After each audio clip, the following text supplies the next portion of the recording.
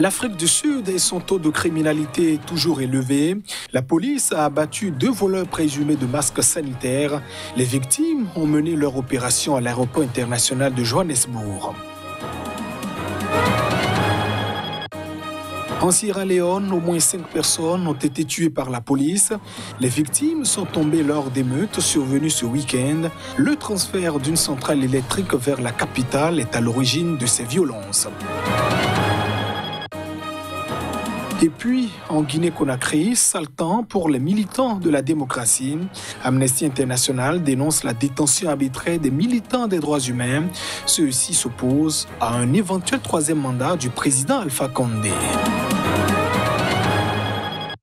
Voilà pour le sommaire de cette édition. Merci de nous choisir pour vous informer.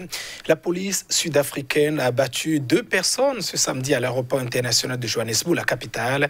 Elles avaient dérobé du matériel de protection sanitaire et tentaient de s'enfuir. Les échanges de coups de feu s'en sont suivis. Les détails. Si les scènes de crime sont fréquentes en Afrique du Sud, l'objet de celle intervenue ce samedi à Johannesburg paraît insolite. Des suspects sont entrés dans la partie cargo de l'aéroport de la capitale pour voler des masques sanitaires. Ils ont retenu le personnel des armes sur la tempe, selon un communiqué de la police.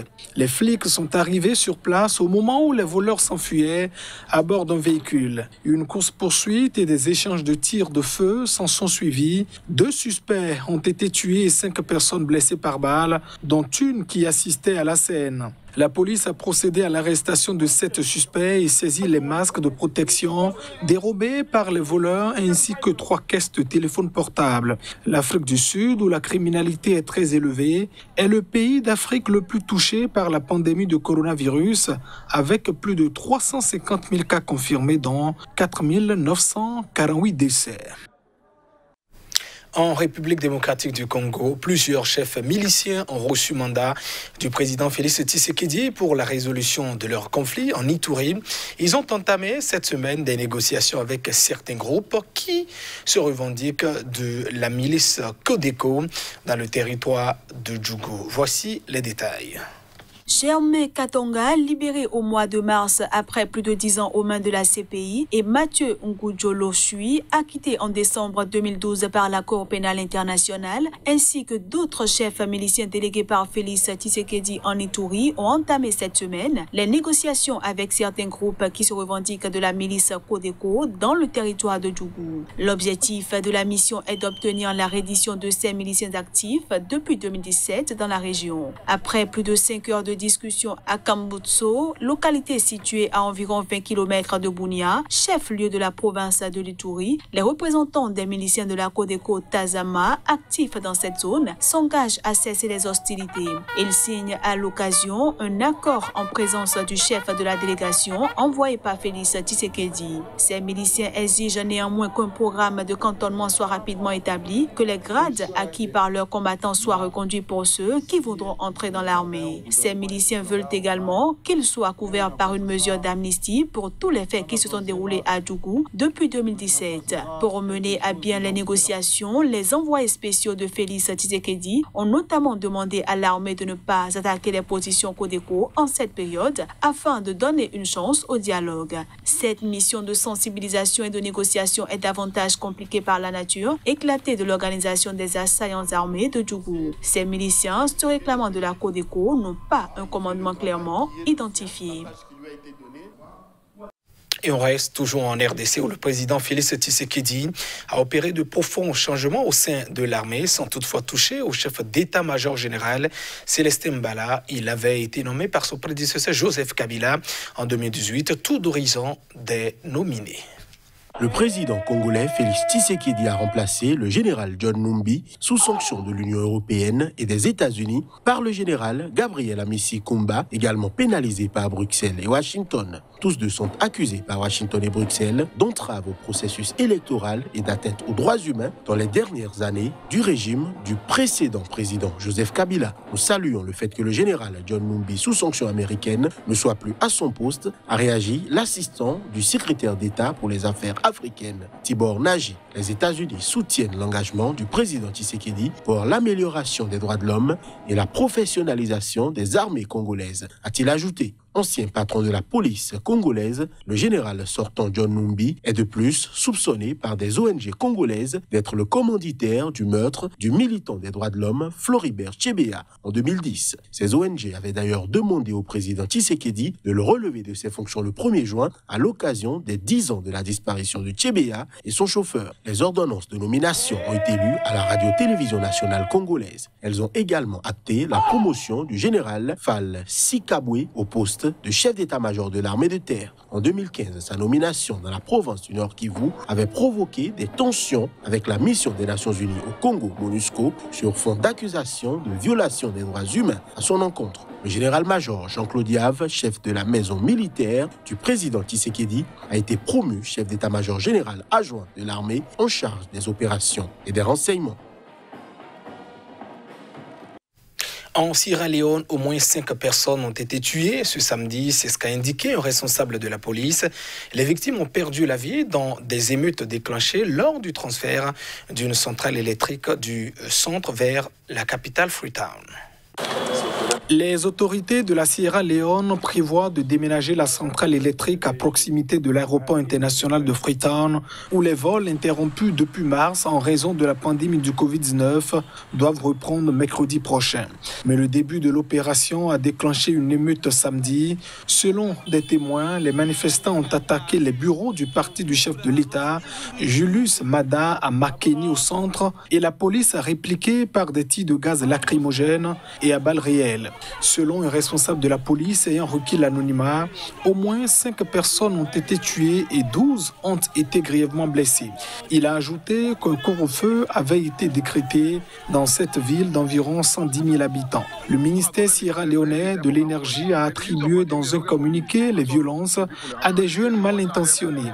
Il souligne que l'aéroport international a un besoin crucial d'électricité et que le gouvernement a décidé de transférer la centrale électrique après avoir consulté les autorités de Makeni, qui continuera à être alimentée par une centrale hydroélectrique proche. Le déménagement n'est qu'une mesure à court terme en attendant la réparation d'équipements en panne à l'aéroport, assure aussi le ministère. Le nouveau coronavirus a officiellement contaminé 1688 personnes et en a tué 63 dans cette ex-colonie britannique.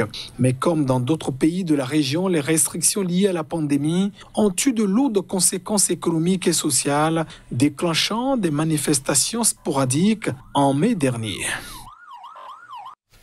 Et en Tunisie, des centaines de manifestantes forcées sans violence l'entrée du site d'El Kamour, un site de production pétrolière situé dans le sud du pays. L'objectif est de réclamer des emplois et des investissements dans cette localité. Cette manifestation est intervenue quelques jours après la démission du chef du gouvernement, Eliès Fakfa. Les protestataires mobilisés depuis des semaines dans le sud largement marginalisé de la Tunisie ont pénétré jeudi dans le site d'El Kamour, un site de production pétrolière. Après des semaines de sit-in à Tataouine, grande ville du sud-est, quelques dizaines de manifestants campaient depuis le 9 juillet à proximité du site d'El Kamour, à plus de 2 heures de route de Tataouine, en plein désert. Ils ont été rejoints jeudi par d'autres groupes. Les manifestants réclament notamment l'application d'un accord conclu après la mobilisation émaillée de heurts en 2017 et qui prévoyait d'embaucher des milliers de chômeurs et de créer un fonds d'investissement pour leur région. Ces manifestations se sont intensifiées au lendemain de la démission du gouvernement du Premier ministre Eliès Fakfa, fragilisé par une affaire de conflit d'intérêts et poussé vers la sortie par le parti d'inspiration islamiste Ennahda. Les manifestants ont fait reculer les forces militaires déployées sur le site pétrolier sans faire usage de la force. D'importants renforts avaient été envoyés sur place, y compris un hélicoptère. Il faut dire que la production de pétrole tunisienne est modeste, avec 38 000 à 40 000 barils par jour en moyenne, dont 55% environ est extraite dans cette région de Tataouine. La situation des droits de l'homme et de la démocratie est au plus bas en Guinée-Conakry, selon Amnesty International. L'organisation de défense des droits humains a fait une sortie pour appeler le régime du président Alpha Condé à libérer les prisonniers d'opinion. Cela fait 3 mois ce vendredi 17 juillet qu'Oumar Silla, coordonnateur adjoint du collectif Tournons la page et responsable du FNDC, le Front national pour la défense de la Constitution, est en détention en Guinée. Amnesty International dénonce la détention arbitraire et le harcèlement judiciaire de militants. Pour rappel, Oumar Silla a été arrêté après une intervention dans une émission de radio le 17 avril dernier. Il avait appelé à des manifestations, mais surtout, il avait dénoncé des homicides, des actes de torture, détention arbitraire et le harcèlement de plusieurs militants pro-démocratie dans la ville de Nzerekore. Et lors de cette intervention radio, il avait aussi incriminé des membres du gouvernement responsables de ces actes, rappelle Kiné Fatim Diop, chargé de campagne à Amnesty International pour l'Afrique de l'Ouest. Une semaine plus tard, Oumar Silla était inculpé pour communication et diffusion de fausses informations. Sa détention, pour nous, explique Kiné Fatim Diop, rentre dans le cadre de la stratégie des autorités qui harcèlent tout militant et tente d'étouffer toutes les voix qui s'opposent à la nouvelle constitution qui modifie le nombre maximum de mandats présidentiels et qui pourrait permettre au président Alpha Condé de se présenter lors des prochaines élections, c'est-à-dire se présenter une 3e fois. Depuis le 7 mai, un autre activiste du FNDC, Saïkou Yaya Diallo, est lui inculpé pour voie de fait, violence, menaces et injures publiques. Amnesty International appelle aussi à sa libération. Ainsi se referme cette édition. Merci de votre attention. Au revoir.